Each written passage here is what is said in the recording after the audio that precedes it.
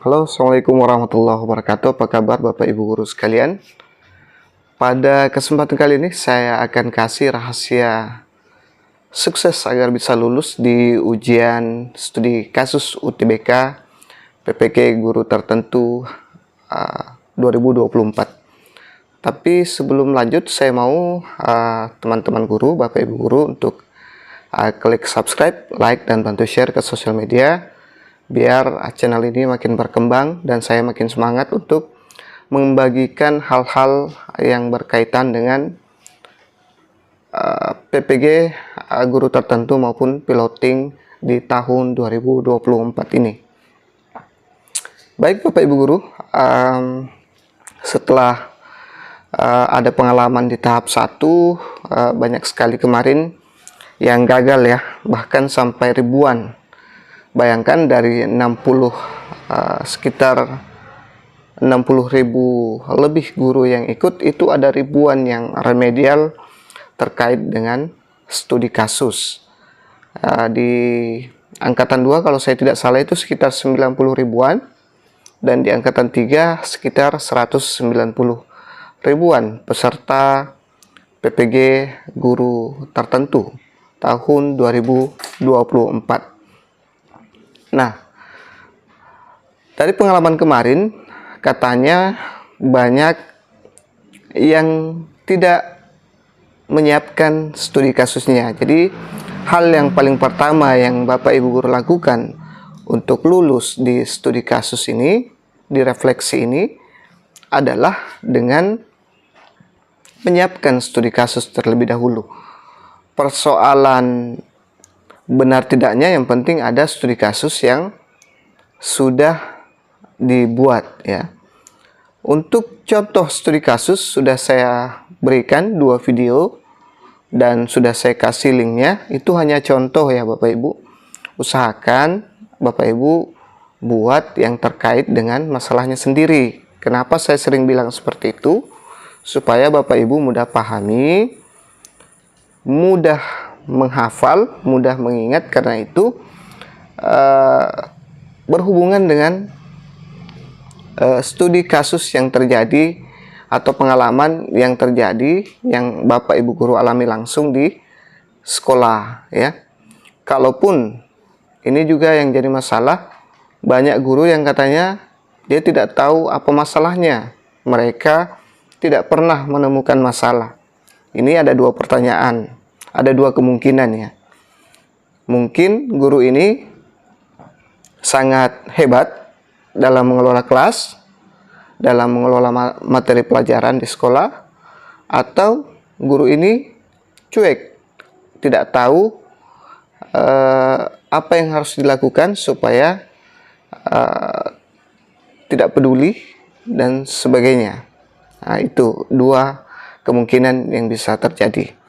Nah, sebenarnya banyak contoh-contoh, misalnya anaknya suka mengganggu, anaknya malas datang ke sekolah, sering datang terlambat, belum lagi yang di pedesaan kalau musim tani, musim kebun, mereka hanya 2-3 orang yang datang untuk ke sekolah. Mereka selebihnya membantu orang tua mereka di sawah atau di ladang ya. Nah, itu dia contoh-contoh masalahnya. Malas mengerjakan tugas, itu juga termasuk masalah juga dalam pembelajaran. Ada yang siswanya sangat pandai, ada yang pendiam, ada pasif, sehingga terjadi kesenjangan dalam pembelajaran. Itu semua masalah yang bisa diangkat di studi kasus, di refleksi studi kasus. Kita sudah tahu bersama bahwa ada masalah atau tantangan yang pernah dilakukan, kemudian ada upaya, setelah upaya ada hasil, dan kemudian ada juga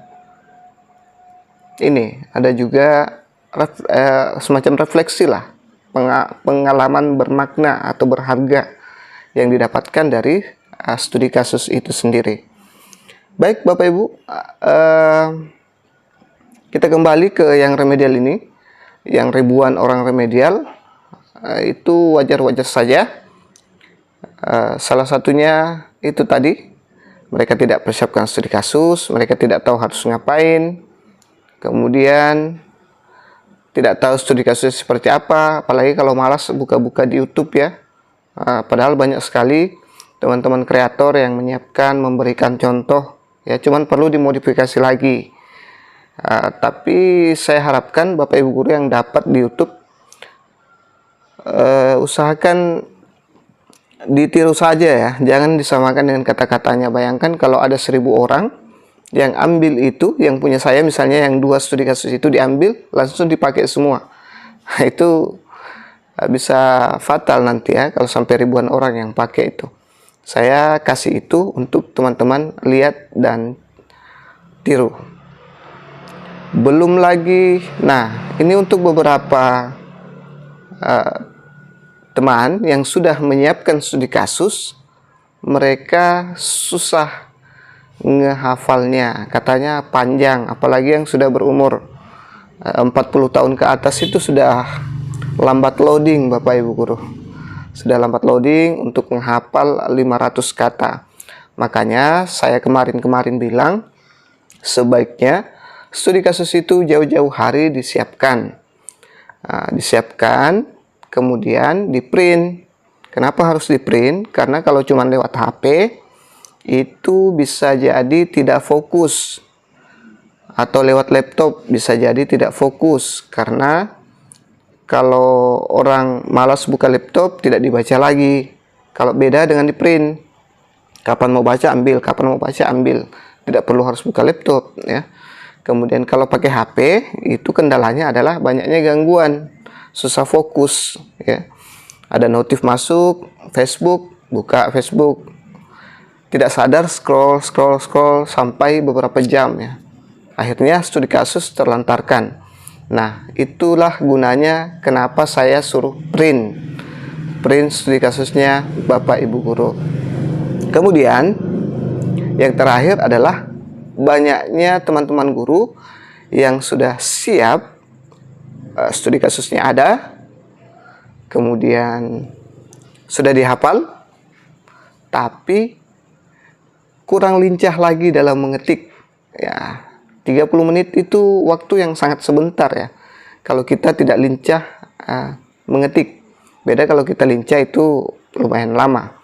Saya sebenarnya berharap untuk refleksi studi kasus ini diberikan 1 jam ya, karena tidak semua guru lincah dalam mengetik, apalagi yang berumur ya, pasti agak lambat. Mereka harus cari satu-satu hurufnya itu. Saya yakin itu tidak akan cukup waktu 30 menit untuk mengetik 500 kurang lebih kata yang akan diketik di UTBK itu.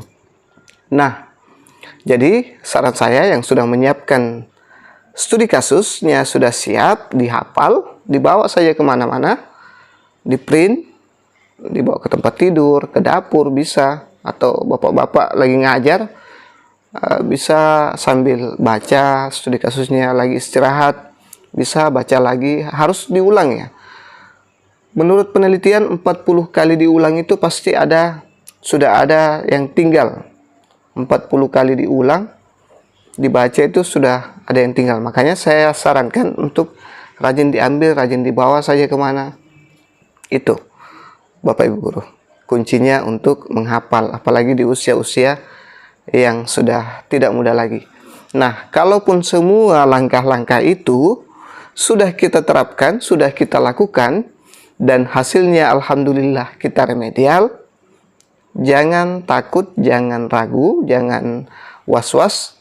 Remedial itu tidak mempengaruhi nilai UK PPG Bapak Ibu guru ya. Jadi kalau memang dipaksakan atau terpaksa harus remedial, jangan takut, perbaiki ke depannya ya. Jangan takut, perbaiki ke depannya. Siapkan studi kasusnya. Bagi yang belum punya studi kasus, siapkan. Di remedial itu tidak perlu lagi menghafal. Ini cara curang ya, tapi saya membantu Bapak Ibu guru kalau memang tidak bisa lagi menghafal ya. Kalau sudah memang tidak bisa menghafal. Kalau misalnya masih bisa usahakan hafal lagi ya. Dikasih waktu lagi sekitar 3 hari, 4 hari untuk remedial. Tapi kalau memang sudah mentok tidak bisa menghafal, silahkan pakai cara ini. Nanti Bapak Ibu guru yang remedial harus siapkan lembar studi kasusnya yang sudah dibuat, kemudian simpan di sampingnya Bapak Ibu, kemudian ketik sampai selesai dalam waktu 30 menit.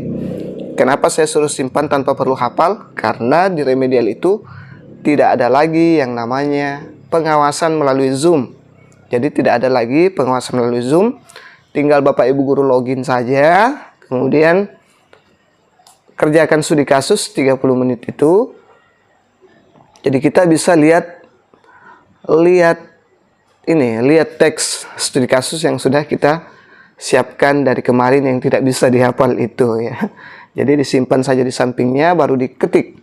Atau kalau Bapak Ibu guru misalnya kurang lincah dalam mengetik, bisa memanggil teman-teman Bapak Ibu yang mungkin lincah dalam mengetik, ya kasih dia teh segelas atau kopi segelas, insya Allah selesai. Seperti itu. Itu kalau memang tidak bisa ya. Tapi kalau bisa, kenapa tidak? Kita ini guru. Kita harus menjadi contoh. Kalau bisa jujur, ya kita jujur ya. Kita usahakan sejujur mungkin dalam mengikuti ujian itu ya. Tapi kalau memang sudah tidak bisa, segala cara sudah dilakukan tidak bisa, gunakan cara tadi. Kalau Bapak Ibu guru tidak mau merepotkan teman, latihan mengetik. Hanya 2 yang perlu disiapkan, studi kasus siap, mengetiknya juga sudah lincah. Itu saja, sudah selesai. Ya. Jadi jangan takut untuk remedial. Studi kasus siap, lincah mengetik. Kalau tidak lincah mengetik, panggil orang yang lincah mengetik, suruh ketikan.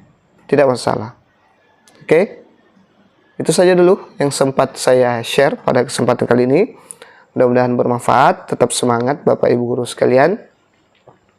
Dan bagi Bapak Ibu guru yang ingin dibuatkan studi kasus, bisa hubungi kontak WA saya, ada di deskripsi video dan komentar. Di dalam video ini juga saya akan simpan. Demikian, Assalamualaikum warahmatullahi wabarakatuh.